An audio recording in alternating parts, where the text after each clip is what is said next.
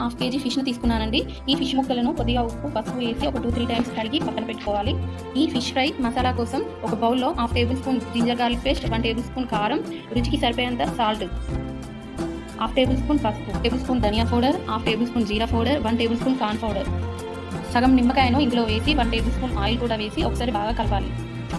కడిగి పక్కన పెట్టుకున్న ఫిష్ ముక్కలను ఇందులో వేసి మసాలా మొత్తం పట్టించి ఒక 30 మినిట్స్ మ్యారినేట్ చేసుకోవాలి. నెక్స్ట్ డీప్ ఫ్రై కోసం స్టవ్ పై ఒక ప్యాన్ పెట్టుకొని తగినంత ఆయిల్ వేసి, ఆయిల్ వేడయ్యాక ఈ ఫిష్ ముక్కలన్నింటినీ అందులో వేయాలి.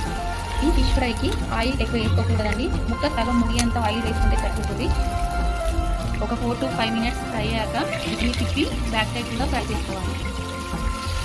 ఈ ఫిషెస్ని ఫ్రై చేసినందుకు గ్యాస్ మీడియం ఫ్లేమ్లో ఉంచుకోవాలండి. హై ఫ్లేమ్లో పెడితే మాడిపోతాయి. మీడియం ఫ్లేమ్లో అయితే మంచిగా ఫ్రై అవుతాయి. ఒక 10 మినిట్స్ టూ సైడ్ ఫ్రై చేసుకున్న తర్వాత గ్యాస్ ఆఫ్ చేసి